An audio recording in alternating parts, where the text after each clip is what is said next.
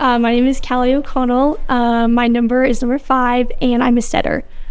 I've been a setter for a long time.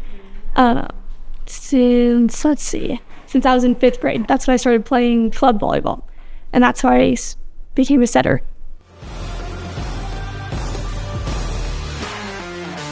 So a lot of people compare it to being the quarterback on a football team. And so you kind of like run the plays, and you just automatically have to assume a leadership position on the court. And even if that's something that you don't want to step into, you kind of have to get over it and just do it, because you're supposed to touch the ball every play. So, you always have to be ready and vocal, especially. When I was younger, I played libero, and that's also a super heavy position because, you're supposed to touch the ball too. But I'm not super tall, so I've never been like a hitter, but I played libero when I was younger, and then after that, setter for the rest of the time. It feels more comfortable because I feel like it's something I've just been able to step into, even when I was a sophomore, because I was a setter then. And with that position, it just comes a leadership role, so I felt comfortable stepping into it with every new season. So this year, I don't know, it feels different, but it doesn't at the same time because I'm used to it. Just the feeling of being in charge.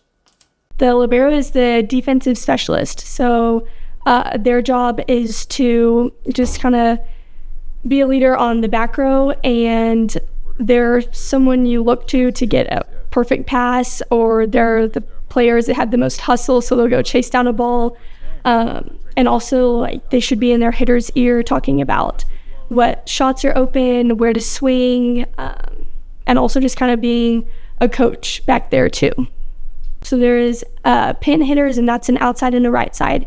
And then there's the middle blocker, and the middle blocker has a super important role because, they have to get out to both pins and try to block the ball from getting onto the floor on the other side.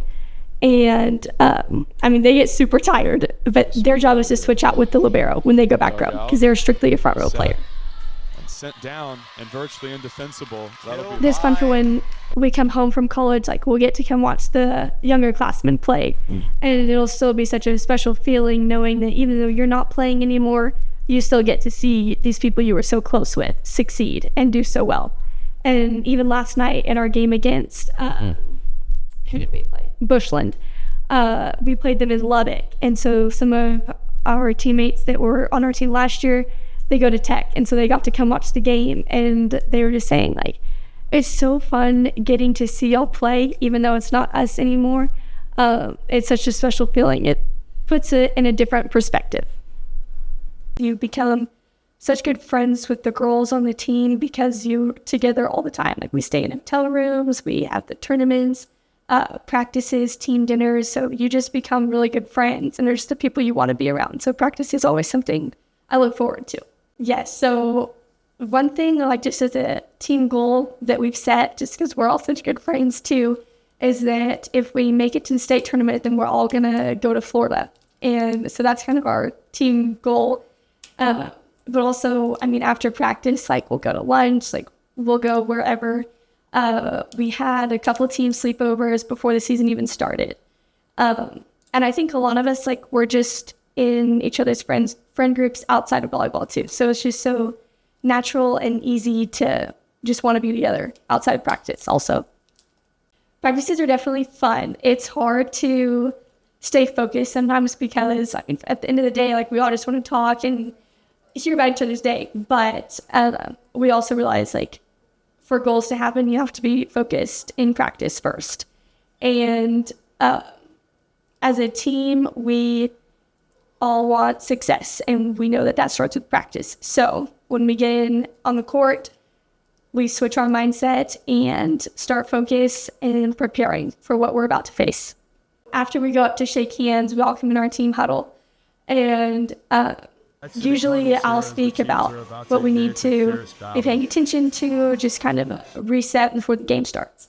And then one of our other seniors, Brighton Diller, she always says a prayer for us too. And even if it's not like your thing to pray, it's always just a good time to just kind of have a quiet couple seconds to just gain just gain some confidence and peace before you start the game. And then also we do this chant where we spin in a circle on your one leg. And I don't even know how long Wylie's done it, but it has just always been something that we do. Even when I was little and I'd come to the varsity games, I always remember them doing it. So it's always just kind of special when you get to do it.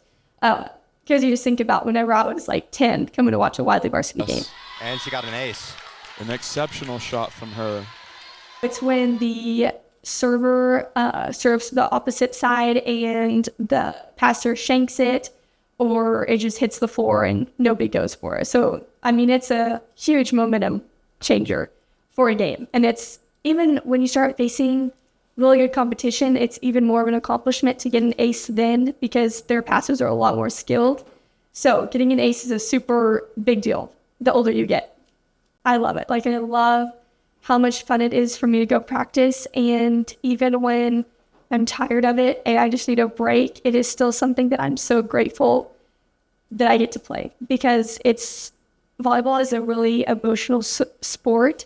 And once you are on a team with the people you know that you can trust on the court and off the court, that makes the chemistry so much better. And like, there is such a specific feeling of winning a game and coming back after a long loss of points that is just like, it feels so good. Like, I don't know, you just want to keep being on the court and not come off.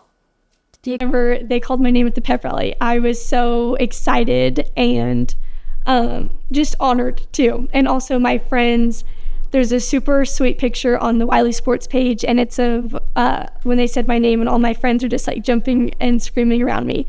And it was such a special feeling of feeling so loved and valued by your friends, and just not feeling any jealousy. Like, they wanted the best for you and to see you succeed. And, it's super exciting. And however it goes, like, I would be so happy for anybody who earned it, and anybody who's on it deserves it. It is a super great honor, and there are so many more amazing girls than just those 5 at Wylie. I mean, I could see any girl winning it, and whoever does deserves it completely, because they put in so much effort, and I don't know, they're well loved, and anybody who gets it deserves it entirely. He's been someone who's been very impactful in volleyball for me. Is he like your coach, or? He was my coach whenever I was younger, but he was not my coach for long, just because our personalities did not mix like that. But even if he hasn't been my coach, he's always been someone who's been very involved, driving, money, sometimes being my coach off the court, in life or in volleyball. Something I just want to say is, for all the people in my life who have been there through the ups and downs, and a lot of those have been my friends in volleyball and outside of volleyball, and my mom and my dad especially. They've devoted so much time and money, and I couldn't thank them enough.